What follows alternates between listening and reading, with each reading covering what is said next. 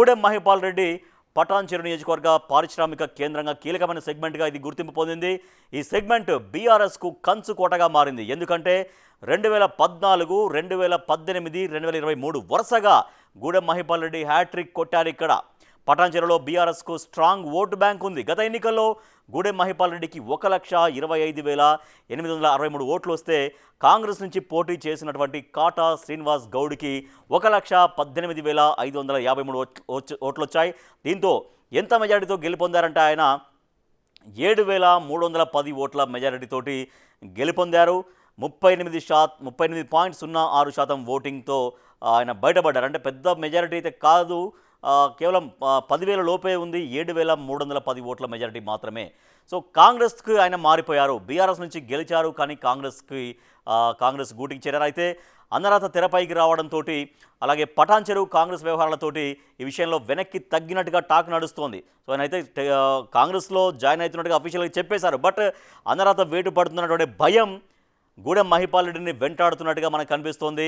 ఎందుకంటే కొన్ని సందర్భాలలో బీఆర్ఎస్ పార్టీ అధినేత కేసీఆర్కి పాజిటివ్గా అక్కడక్కడ కొన్ని కామెంట్స్ కూడా చేశారు. పార్టీ మారినాక చేయడం కూడా కొంచెం చర్చకు దారితీసింది. సో మరి గూడెం మహిపాల్ రెడ్డి ఇన్ని నెలల్లో పటాన్చెరు సెగ్మెంట్కు ఏం చేశారు? జనంలో ఆదరణ కంటిన్యూ అవుతుందా లేదా? జనం ఏమనుకుంటున్నారు? పార్టీ మారిన విధానం గురించి కూడా జనం ఏమనుకుంటున్నారు? గూడెం మహిపాల్ రెడ్డికి ఎన్ని మార్కులు ఇచ్చారు? బిగ్ టీవీ ఎక్స్క్లూజివ్ సర్వేలో ఏం తెలిందో మనం చూద్దాం. గూడెం మహిపాల్ రెడ్డి పటాన్చెరు ఎమ్మెల్యేకి సంబంధించి ప్లస్ పాయింట్స్ ఏం చెప్పారు చూద్దాం. జనం ప్లస్ పాయింట్స్ చూసినాం. లాంగ్ టర్మ్ ఎమ్మెల్యేగా ఉండడంతో అభివృద్ధి మనం చెప్పుకున్నట్టుగా వరుసగా 3 సార్లు హ్యాట్రిక్ విజయం సాధించారు కాబట్టి లాంగ్ టర్మ్గా ఉన్నారు కాబట్టి అక్కడ అభివృద్ధి జరిగింది అని చెప్తున్నారు. సెగ్మెంట్లో మౌలిక వసతుల మెరుగుదల కనిపిస్తోంది. స్థానిక కార్యక్రమాల్లో ఎమ్మెల్యే చురుగ్గానే పాల్గొంటారు అన్నటువంటి ప్లస్ పాయింట్ ఉంది. నెక్స్ట్ ప్లస్ పాయింట్స్: రోడ్లు, డ్రైనేజీలు, కమ్యూనిటీ హాల్ల నిర్మాణం, అలాగే కళ్యాణ్ లక్ష్మి, సీఎంఆర్ఎఫ్ చెక్కుల పంపిణీ. ఇటీవలే ఏరియా ఆసుపత్రికి ఇక్కడ శంకుస్థాపన చేశారు. అమృత్ 2.0 పథకం కింద ఎస్టీపీ ఏర్పాటు. సీవరేజ్ ట్రీట్మెంట్ ప్లాంట్ అంటే మురుగునీటి శుద్ధీకరణ చేసేటువంటి పరిశ్రమ అక్కడ ఏర్పాటు జరిగింది. ఎస్టీపీ సీవరేజ్ ట్రీట్మెంట్ ప్లాంట్ కర్మాగారం ఏర్పాటు కావడం అనేది. పటాన్చెరులో చెరువుల ప్రక్షాళనపైన ఫోకస్ చేస్తున్నారు. పటాన్చెరులో మౌలిక వసతుల కల్పన జరుగుతోంది. నెక్స్ట్ ప్లస్ పాయింట్స్: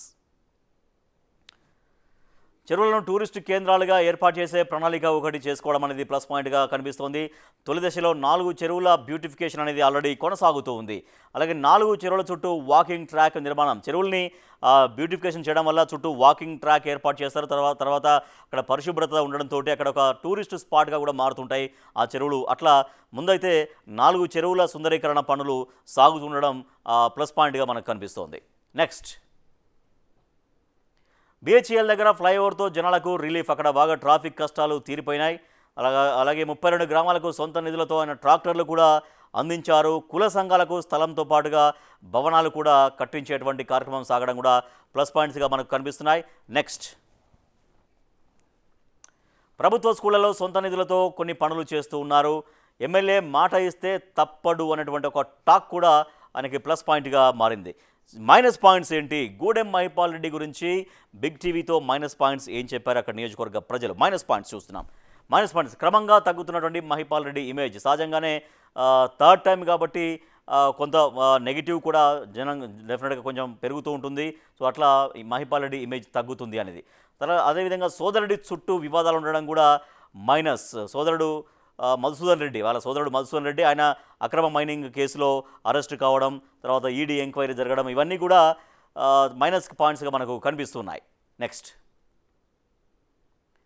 అక్రమ మైనింగ్ క్రషర్లకు అడ్డుకట్ట ఏది? అనుచరులపైన ఇసుక అక్రమ తవ్వకాల ఆరోపణలు వస్తున్నాయి. ఆయన చుట్టూ ఎవరైతే ఉంటారో అనుచరులు వాళ్ళందరూ అక్రమంగా ఇసుక తవ్వకాలకు పాల్పడుతున్నారు, ఇసుక దందా చేస్తున్నారు అనేటువంటి కంప్లైంట్స్ కూడా ఆయనకి మైనస్గా మారుతున్నాయి. చుట్టూ ఉన్నటువంటి వారిపైన అవినీతి ఆరోపణలన్నీ కూడా ఆయనకు మైనస్ పాయింట్స్గా మారుతున్నాయి. నెక్స్ట్ సో ఏ పార్టీలో ఉన్నారో తెలియక క్యాడర్లో కన్ఫ్యూజన్. బీఆర్ఎస్ నుంచి గెలిచారు మన 2023లో, కానీ గెలిచిన కొద్ది రోజులకే ఆయన కాంగ్రెస్లో చేరిపోయారు. బట్ ఇంకా కూడా కాంగ్రెస్లో చేరిన అనేది ముందు చెప్పినప్పటికీ కూడా తర్వాత ఆ స్వరం తగ్గిపోయింది. ఆయన మళ్ళీ బీఆర్ఎస్ పార్టీ అధినేత కేసీఆర్ని ఒక సందర్భాల్లో పొగడడం కావచ్చు, ఇవన్నీ చేసేసరికి ఈయన అసలు కాంగ్రెస్లో చేరారా, బీఆర్ఎస్లో ఉన్నారా? మరి బీఆర్ఎస్లో ఉంటే బీఆర్ఎస్ సమావేశాలకు వెళ్ళాలి, తెలంగాణ భవన్ బీఆర్ఎస్ పార్టీ కేంద్ర కార్యాలయం తెలంగాణ భవన్కి వెళ్ళాలి, అక్కడ మీటింగ్స్లో పాల్గొనాలి. సో అక్కడికి వెళ్ళట్లేరు. సో కాంగ్రెస్ కూడా అసలు యాక్టివ్గా కనిపించట్లేదు. సో అసలు ఏ పార్టీలో ఉన్నారో కన్ఫ్యూజన్ అవుతున్నారు క్యాడర్ అనేది ఒకటి మైనస్ పాయింట్గా కనిపిస్తోంది. మూడు బాగలేకపోతే ఒక్కోసారి కసరుకునే మనస్తత్వం కూడా ఉంది అనేది మైనస్ పాయింట్గా కనపడుతోంది. సో ప్లస్ పాయింట్స్ చూసాం, మైనస్ పాయింట్స్ చూసాం. పటాన్చెరు నియోజకవర్గ ప్రజలు ఎమ్మెల్యే అయినటువంటి మహిపాల్ రెడ్డి దగ్గర నుంచి ఏం కోరుకుంటున్నారు చూద్దాం. జనం కోరుకుంటున్నది ఏంటి? భారీ వర్షాలు పడితే రోడ్లపైనే మురుగు వరద అనేది ఎక్కువగా ఇబ్బంది పెడుతుంటుంది. దాన్ని సమస్యను పరిష్కారం చేయాలనేది ఒక కోరిక అయితే, రోడ్లపై దుర్వాసన లేకుండా చూడాలి. డెంగ్యూ, మలేరియా ఇన్ఫెక్షన్ల భయాలు ఎక్కువగా అక్కడ ఉంటుంటాయి. సో అక్కడ పారిశ్రామిక వ్యర్థాలు కావచ్చు, అవన్నీ కూడా ఎందుకంటే పటాన్చెరు అంటే కొంచెం పరిశ్రమలు ఎక్కువగా కనిపిస్తుంటాయి. సో అక్కడ వచ్చేటువంటి వ్యర్థాల వల్ల కొన్ని వ్యాధులు కూడా సోకే అవకాశం ఎక్కువగా ఉంటుంది. కాబట్టి ఆ ఇన్ఫెక్షన్ల భయాలు, డంప్ యార్డ్ సమస్యకు చెక్ పెట్టాలి. ఇందాక మనం మాట్లాడుకున్నట్టుగా డంప్ యార్డ్ గురించి జనం అనేది వ్యతిరేకిస్తున్నారు. అలాగే రిజిస్ట్రేషన్లు సంగారెడ్డి నుంచి పటాన్చెరుకు కూడా షిఫ్ట్ చేయాలి. సంగారెడ్డి దగ్గర కాకుండా పటాన్చెరుకు షిఫ్ట్ చేస్తే అందుబాటులో అందరికీ కూడా ఉంటుందనేది జనం కోరుకున్నటువంటి విషయం. జనం ఏం చెప్పారు? బిగ్ టీవీతో చెప్పినటువంటి అంశాలు మనం చూసాం. సో అదే జనం గూడెం మహిపాల్ రెడ్డికి ఎంత స్కోర్ ఇస్తున్నారో మనం చూస్తున్నాం. రైట్, స్కోర్ చూస్తున్నాం. అనుకూలం 32%, చాలా స్వల్పంగానే కనిపిస్తోంది. వ్యతిరేకం బాగా పెరిగిపోయింది, 52% వ్యతిరేకత మహిపాల్ రెడ్డికి పెరిగిపోయింది. తటస్థం 16%. వ్యతిరేకం అంటే అనుకూలంతో పోల్చుకుంటే వ్యతిరేకం చాలా ఎక్కువగా కనిపిస్తుంది. సో మహిపాల్ రెడ్డి గారు, మీకు 19 నెలల్లో వ్యతిరేకత ఎక్కువగా కనపడుతుంది. సో ఇప్పటికైతే ప్రజలకు ఏమైతే హామీలు ఇచ్చారో, ప్రజలు ఏవైతే మీ దగ్గర నుంచి కోరుకుంటున్నారో, ఏవైతే డిమాండ్స్ వినిపిస్తున్నారో వాటన్నింటిని చేసి ప్రజల మెప్పు పొందగలిగితే ఈ వ్యతిరేకత తగ్గించుకోవచ్చు, అనుకూలత పెంచుకోవచ్చు. సో మహిపాల్ రెడ్డి పటాన్చెరు ఎమ్మెల్యే గారు, ఇది మీ స్కోరు. బిగ్ టీవీ సర్వేలో మీ నియోజకవర్గ ప్రజలు చెప్పినటువంటి వివరాల ఆధారంగా బిగ్ టీవీ మీకు ఇస్తున్నటువంటి స్కోర్ ఎంత అంటే కేవలం 32% మాత్రమే.